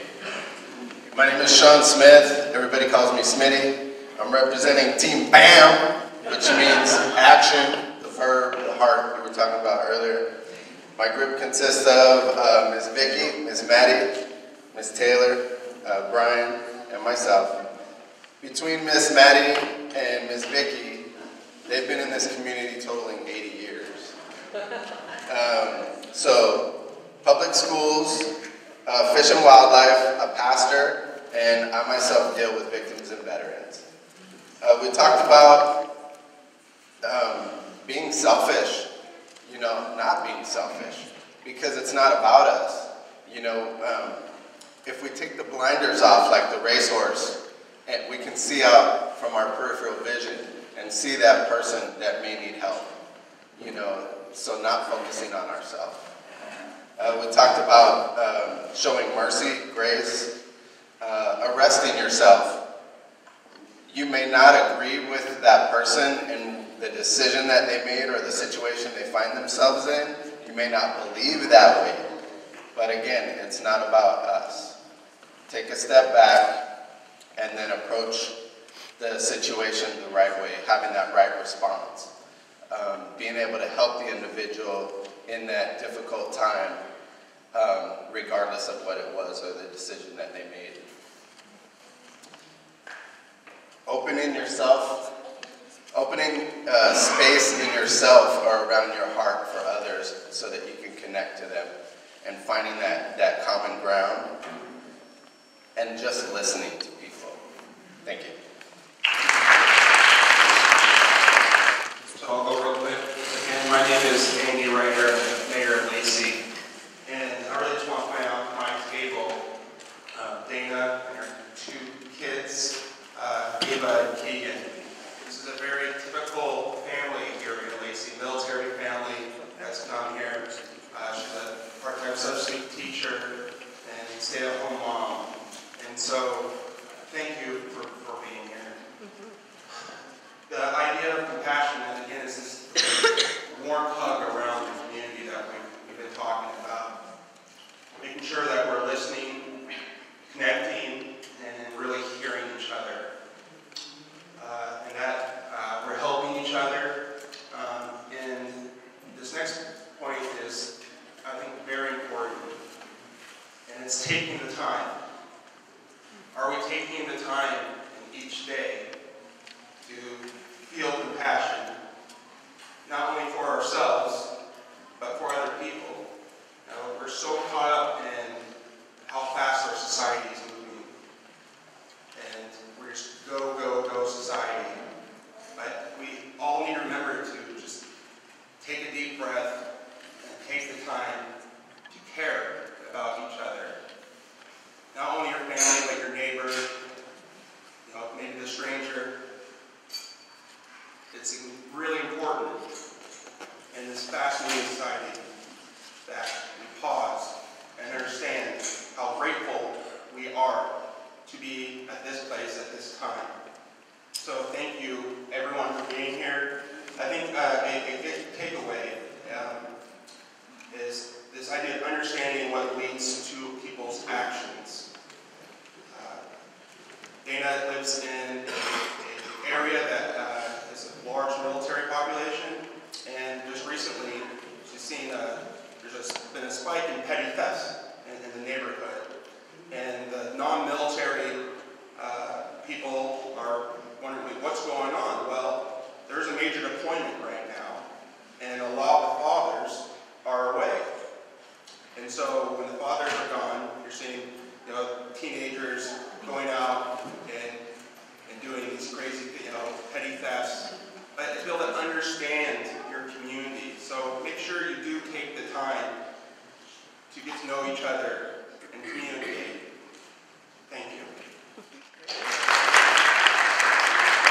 Thank you. A lot of beautiful things shared to take part in this. We talked about compassion as to suffer with, and to truly listen, to understand, and work to alleviate that suffering. And then we talked about developing relationships, which we're doing here, and how that's transformational for us and for everyone around us. With that, I'll pass it along. I'm sorry, we just had one quick addition that was an important piece that came out of our conversation. So we felt like true acts of compassion reach beyond the recipient. It's when people begin to pay it forward and they see your actions and begin to emulate compassion. And that's when we know we've really done it right. So it really is looking beyond the act itself, but more in how it moves forward.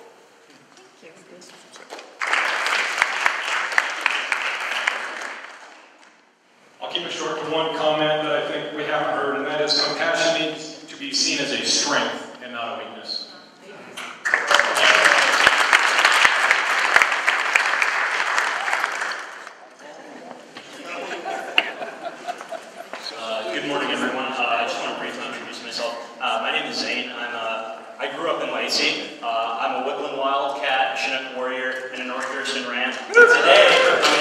Husky, so go Dogs. In high school, I was a student for 2 years with Mr. Olson, a great teacher and an even better friend. So we talked about a lot of things about compassion today, and I learned a lot from this event. I want to thank all of the organizers for organizing this event. I learned a lot, and I think a lot of other people learned a lot. So what we talked about when we discussed the concept of compassion is a number of things. It's being a part of others, working with others, and creating a community of one, really uniting a community. Some things that I thought about are compassion is truly selflessness, the concept of selflessness. It's taking what you know, what you have to bring to the table, and doing something to improve the life of someone else. That, to me, is what compassion is. It's having a positive attitude, treating others with respect, always being willing to be a part of a community, doing what you can to give to someone else. I think another great idea is that compassion is working hard to create an environment where we no longer have to label it as compassion, but rather just being the way it is. Compassion is, I think, what Mr. Olson has said a number of times. It's when a community comes together, that's a beautiful thing. But let's get to a point where we no longer have to have something to come together about to come together. I think that truly is what compassion is. Thank you all very much.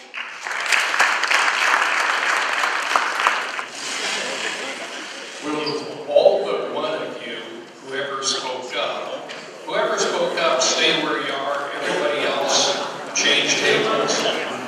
The first part, quickly, what do you see that is working in terms of compassion in the area? And secondly, where do you see gaps? Where do you see needs that should be addressed? So that's question number 2. Have at it.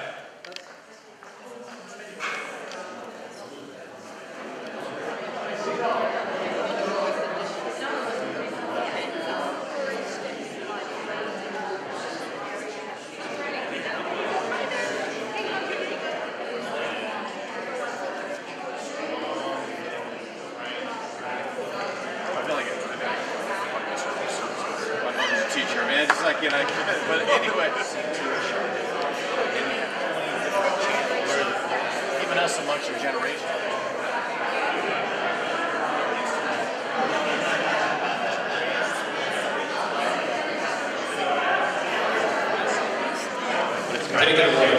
So we had a really rich conversation at our table, even though it was brief. A couple of things we talked about that were working well, some concrete things. We talked about the homeless backpacks work that's done in our community. Many people in our community are involved in that. As somebody who works in the school district, I know that it was mentioned earlier about the ability to actually teach compassion. Our teachers, particularly in our elementary schools, will talk with their students about how their interactions with other students either, quote, fill their bucket, make them feel better, make them feel positive, or if they have a negative interaction, it can be a bucket dipper is what they talked about, and it can be a takeaway from how another student in the classroom is feeling. So we actively teach that. I think that's a very positive thing. The other thing that I mentioned I think is amazing and very unique in this community, and it's evident just in the people that are in this room today, is our relationship with law enforcement. And a lot of places around the nation, law enforcement is at odds with the community. And our law enforcement, the City of Lacey, the police, are right there with us. They're right there with us in this room.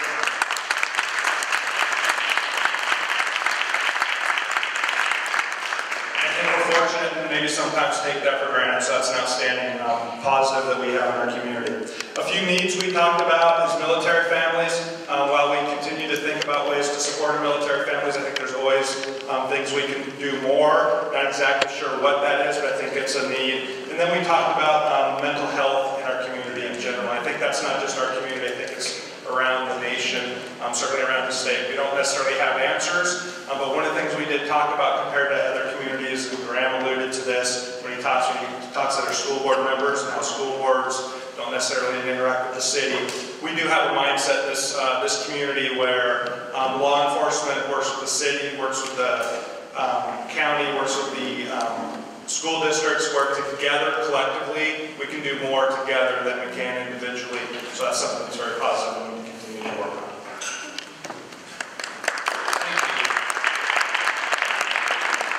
Wow. So what do we see working well. Mr. Mayor and Chief, you guys being present alone shows us that you're setting the example for the rest of us, and you're already moving us to compassion, so thank you.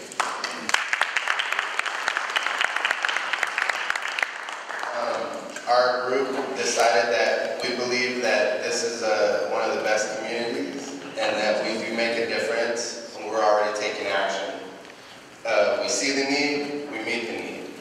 We're movers and shakers, and we acknowledge that there is a need for compassion, and we go ahead and help and assist in any way that we can. The other one was, what are the needs that we still think need to be met? One of us said that there is still currently a homeless population, even though we are doing what, whoever is helping in that area is doing something to help that. Help your neighbor and do unto others as you would want them to do to you. Perform random acts of kindness. We can all do that. Southern hospitality. Talked about Alabama. This young man right here wants to continue events such as this and to include the younger population.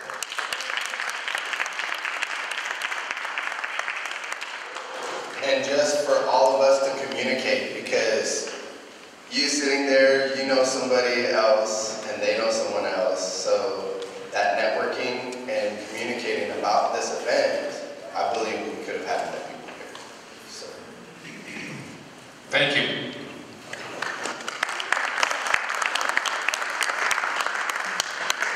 Okay, to answer the first question, what is working well in our community with regard to compassion? One of the main things that was brought up was the embracing of diversity within our community, and I think that was highlighted on the video as well. You see that spread across the various organizations, from the band to leadership organizations, especially within schools. So that's awesome. And I would like to add also, just to tap into what Mr. Sean said over here, just this forum in and of itself. It's a representation of proactiveness and in trying to make sure that we form bonds across our community, and definitely appreciate that. Normally you see things like this birth out of crisis, and the fact that we have leadership that's stepping up to be proactive about that is really awesome. Where we see a need for more compassion, we talked about how there's a need for more churches, church leadership, to outreach more to the community and to seek out the needs within the community.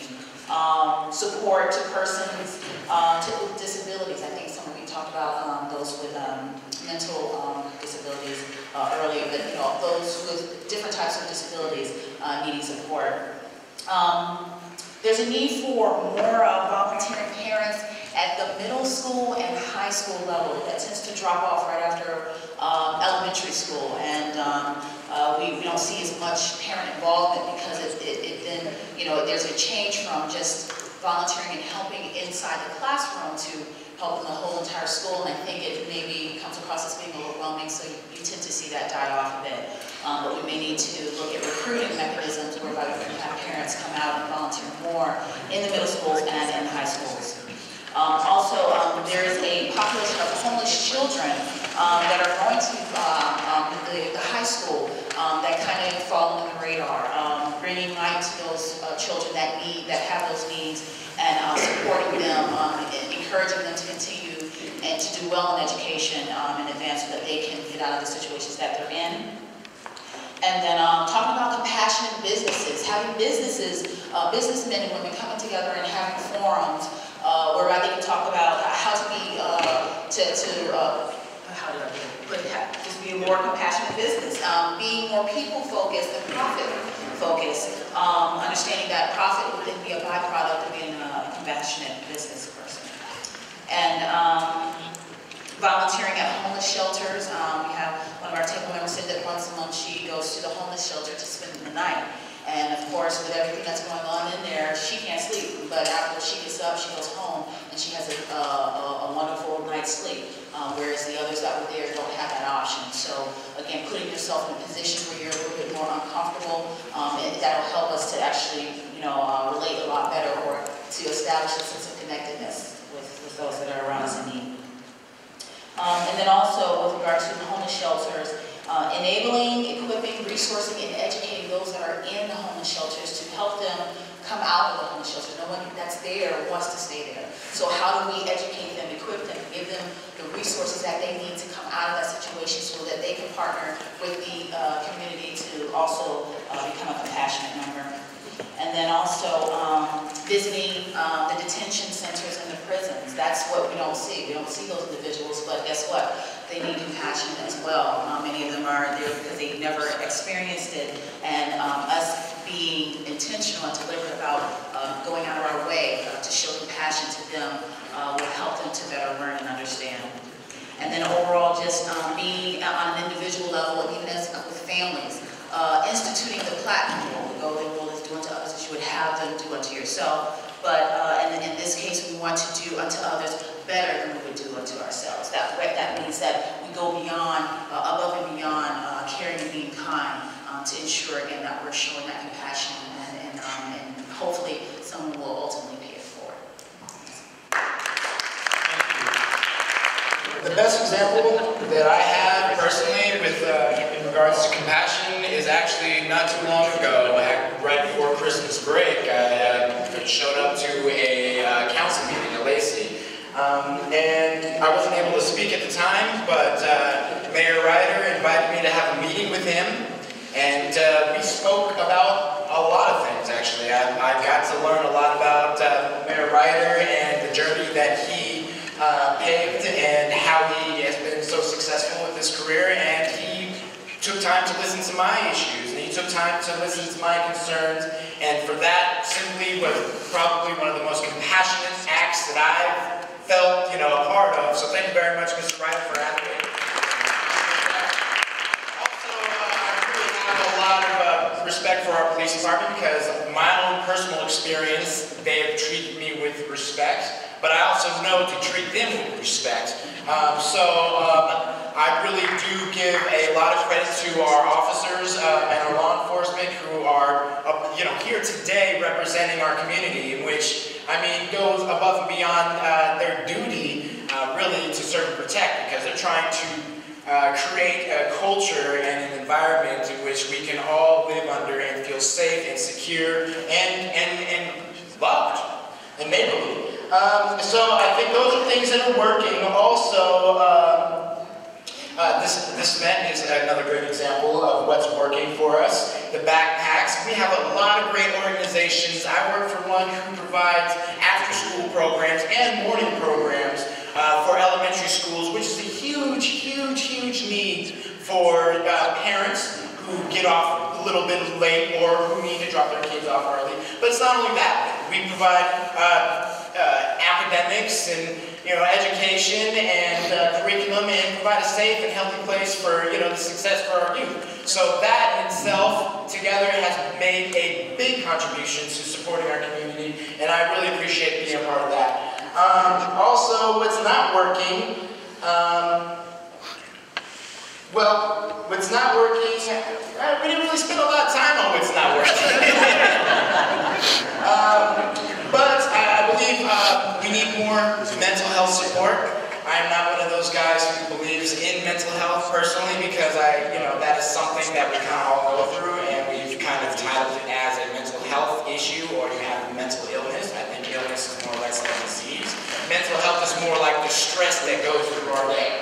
The stress that we have to live with, or the pain, or the issues, heartache. That's not mental illness. Those are just personal problems that we need to try to fix before they become a problem, before they become a mental illness, which I don't really believe in. And then we have community forums. We're still on the good things. Obviously, more of these community forums is just going to make us a stronger community. So I don't really want to focus on the negatives. The positives were I'm not.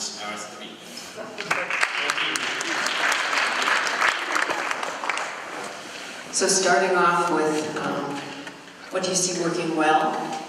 Property owner, manager, nonprofit services have offered support to tenants to stay in their houses, and it's a multiple organization effort. So groups historically have been formed to focus on the high-needs citizens, and particularly around shelter, and have made some impact.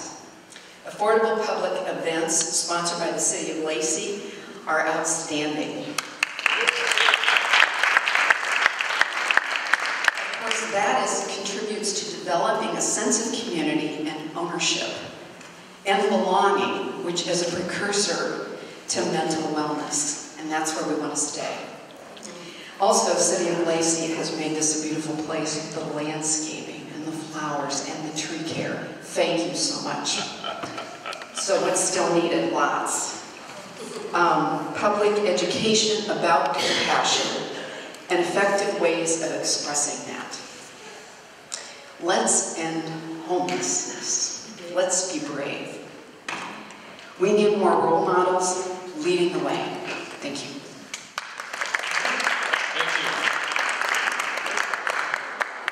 I'll be really brief on ours because I think a lot of what we had to say has already been encapsulated. But one of the things that is a strength in this community is the adaptability to change. We have a lot of diversity, and having the ability to accept diversity and to change. This is a community that's constantly in flux and changing and growing, and that's an important piece. As far as needs, one of the things we talked about with needs is the ability to break down the barriers and to remove the isolation of living in a silo and trying to stay away from a person or a group of people or people that may be bad influences, but instead embracing everybody as human beings and moving forward in a way where we've broken down those barriers and we can have more opportunities to talk and grow together.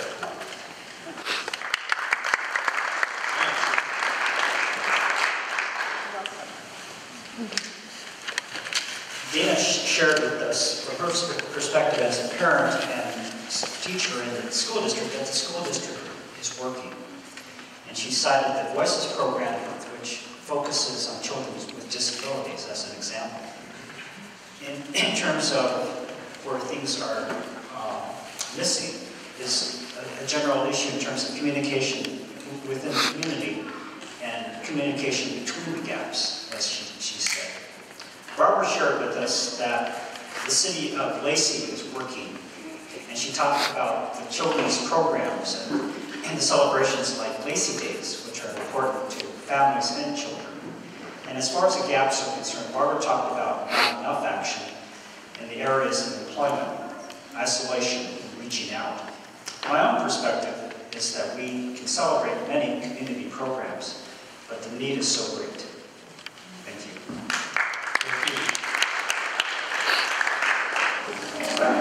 Well, a lot that's on, we talk about at our table has already been discussed, but I think most importantly on what's working was this willingness, this awareness to take this first step. Being the first city school district to form this compassionate community idea, that means something. And there's a lot of firsts that happen here in Lacey with our school district that aren't always heard. So I'm glad we're all on the same page. This idea of being proactive, the fact that we're all here today, and that we're intentionally inclusive. I think that's extremely important. This idea that looking around at all our leaders in the room who are serving with compassion. If you don't see it from your leaders, then it's difficult for that to come down to the community. And of course, all the great partnerships that we have in the region. One thing that we need to work on, and this is something that actually I talked to Scott Spence about, our city manager in Lacey, is communicating our successes. There's a lot of great work that happens in our community that goes unheard. So getting that communication out of everything that's working here, and not be so siloed. Be more involved with our youth in our community.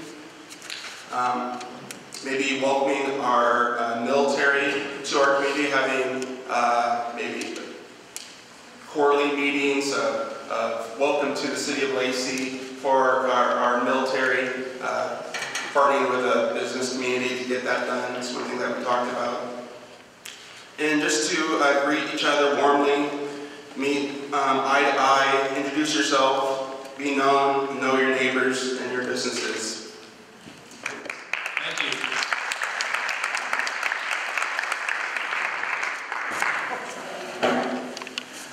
I'll be as brief as I can because a lot of things, like, as I say, have been said. But we mentioned, I heard anyway, Providence is a big part of our community, and they're very, very caring. And I've been the recipient of much of their compassion, so I really appreciate them. Dial-a-lift, wonderful. Can't beat dial-a-lift, especially if you're elderly and you can't drive. Door-to-door service for the elderly or the infirm.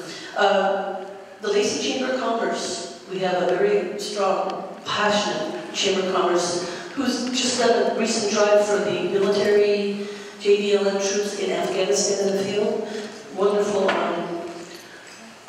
support for them, as well as North Thurston School District. I did not know this. I really am surprised, but they provide food, clothing, immediate needs, housing, counseling, all of their counseling services in the schools. This is a mind blower for me, so I think it's really wonderful.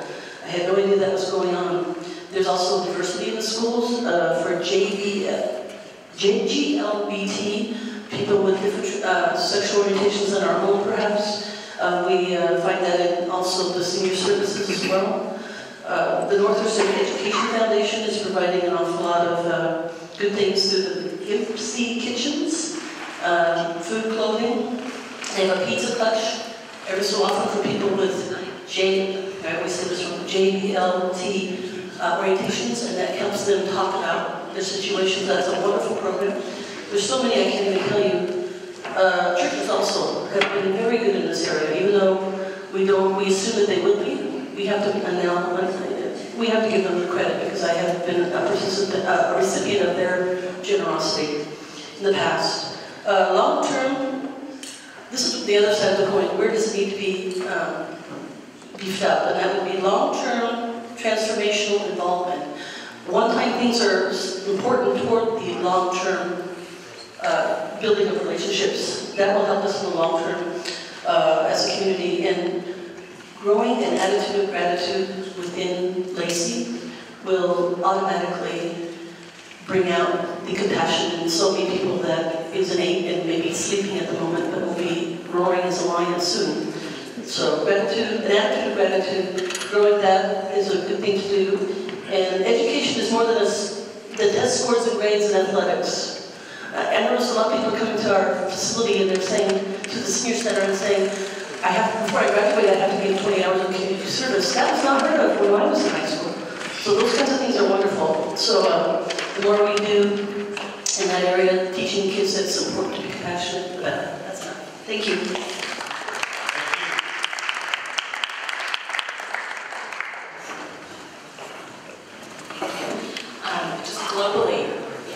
Globally, we talked about the amazing support we have in volunteers in our community and the amazing partnerships that we've created. In terms of gaps, we talked about fragmented services and just the huge issues that we're dealing with, homelessness, mental illness, and dealing not only with the physical self, but the mental and the spiritual self as well, and being able to have those frank conversations so we can get to the root of the issue and really deal with the problem.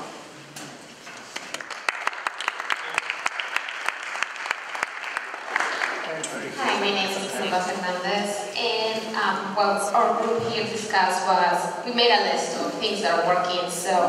And a lot of them match what everybody else is saying. So we have the homeless backpack, the backpack for youth, school, churches, non-profit like the Little Red House, the Little School House, CLO, a school foundation, food banks, parks and recreations, senior centers, random acts of caring. This event that we're all here is the beginning. We have Boys and Girls Club, we have the YMCA NCA. We have the North Thurston Education Foundation, which helps pay people's bills. Visa Clash, which I hear over there. And when we got to the gaps and barriers, we decided reaching out to seniors, community, to further connect with younger generations will be awesome. Because even if you look around this room, we see many different generations. And I think really finding those connections, not the differences, but the things that we can do together, that's the key. And modeling compassion. How do we connect to others to keep spreading the word? So this is the beginning. And some of the ideas that kind of brought out was bringing it to our places of work, to our churches, to our families, our friends, is how we can spread all this and we can network with each other. So getting to know who we are, who is your neighbor, you know. So I just wanted to say that it starts with one seed and it ends with a whole harvest. So that's what we want. And we are all leaders. Some people believe, no, I'm not a leader, I'm a follower. But in reality, if you really do look deep inside yourself, you are all leaders. What's different is how do you approach it, from which angle you're going to help, what's your position. Some lead from behind, and that's just fine. Some from the middle, and some from the front. So just remember, we're all here together, we can do it. Amen.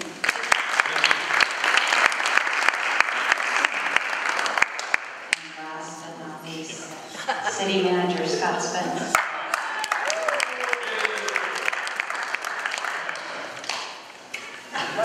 Yeah, but your coat. Thank you, Mr. Olson. It was mentioned before, but I think it bears repeating, the fact that we do have a summer lunch program that is a critical piece for our kids when they end school, and there's that 2.5-month period where they don't have a meal, they don't have a supportive environment. So that cannot be understated. Even though we do a great job on that, we need to sustain that program and keep it going. And unfortunately, that may need to be enlarged. So that's one program that needs to be highlighted. The other program is named.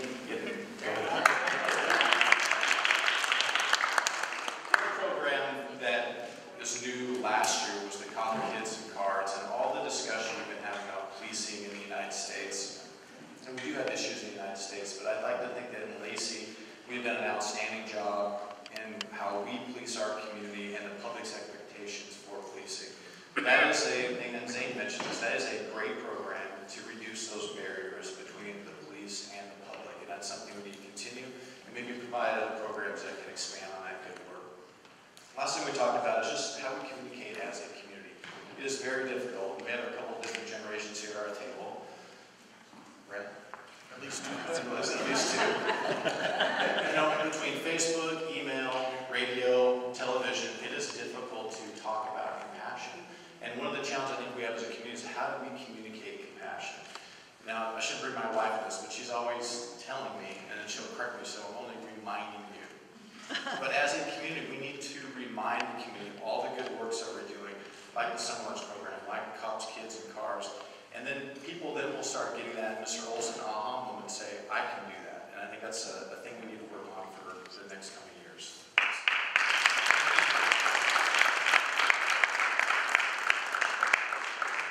Okay, now you have a real task. Everybody's been having a good time talking and having conversations, and if you look at the clock, the end is drawing nigh. No applause. I'm going to change it slightly. The question was, what should we be doing? What projects could we do? What can we do? I'd like to suggest that each table have a quick conversation and each table come up with a thing we can do. We would like this to become an organized, continuing effort that we join.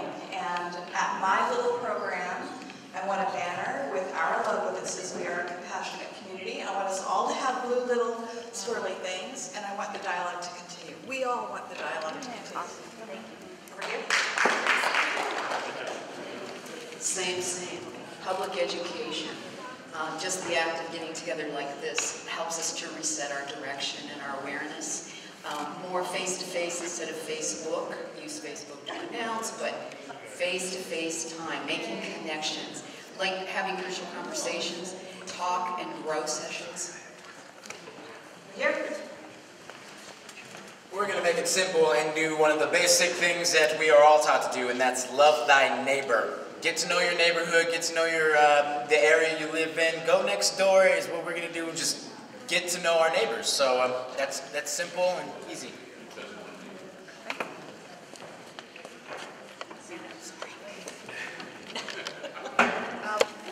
Well, one of the things that we talked about was soliciting more ethnic groups, embracing the diversity within our community, inviting more of the Native American, Asian, Muslim, African American communities to come out to these types of forums, and having these on a regular basis so that we establish a sense of accountability in pursuing compassion in our community. Thank you. Thank you. Expand the lunch vending program in the schools. Get that? Start a committee, so a smaller group that would continue this, and hopefully one of the members would be from the chamber, and then groups like Rotary, Kiwanis, Lions, etc. That way we have access to all the businesses and the other people. We're already community members in the community, so that would be covered as well. So. Where am I going next? The one issue that common issue was inclusion, and examples are military family orientation, diversity in the community, and welcoming place for all of us. And that's it.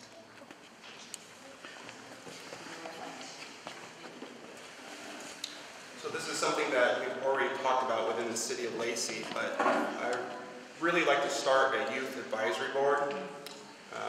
Other cities have youth advisory boards. We already have some youth members that are in our Parks Board, Library Board, Planning Commission. I'd like to expand that and have a full youth advisory board.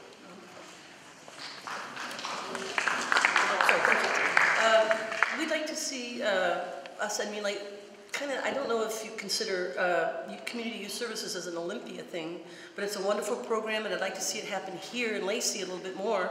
Not that they do include us, but maybe it's like buy some property, maybe the old Bailey's hotel that burned down, maybe use that property to house students and provide job skills training, get kids off the street into the right path. Thank you. Thank you. Thank you. And I would propose that in every communication, city and us as a school system, we use the logo and we talk about all the great stuff going on in compassionate community and make it part of our being that everyone is getting this electronic media, paper, everything. So thank you.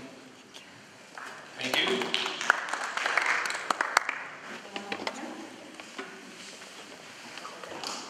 Okay, so we thought of two things. One is weekday, and he can explain a little bit more about it, and the other one is great minds think alike, because I was thinking exactly of what you were thinking, but name it something seeds of compassion or connections, where there is a communication blog that you can put all the great things that are happening that relate to compassion. It can go through newspapers, media, all sorts of levels, and people can just send their stories of what's happening in Lacey, and so that's just one. Thank you. So we came up with the idea of the importance of recognition. People all around the community are doing good work, doing good public service. Let's recognize them. But let's be inclusive about it. Let's be diverse about it. Let's recognize the diverse areas of the community that are doing good work, and let's bring it all under one roof, and let's recognize people. The Oscars. Thank you. All right, Mr. Sackrison. Well, as the moderator, thank you for tolerating my diversions from the program. I really appreciate you coming out here. I'm wearing right now a school board member hat, and it's really gratifying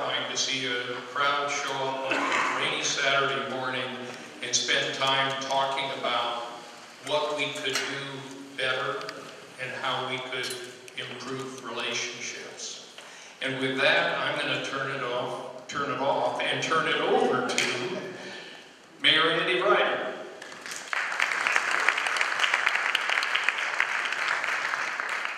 Well, thank you. I really want to personally thank each and everyone for being here today and for sharing your unique perspectives. If you look at the leadership that we have in this room, it's pretty amazing. We have the Deputy Mayor of Lacey, we have Representative Sam Hunt, Superintendent Raj, former Mayor and Councilmember Virgil Clarkson, Executive Director of Intercity Transit, and Lenny Greenstein, City Council Member, Scott Spence, City Manager, Chief of Police. I mean, it just goes on and on and on, the leadership that we have here. And that says a lot about this community. I'd like to thank the staff from both sides, the City of Lacey and from the schools, working together. We couldn't have done this without you.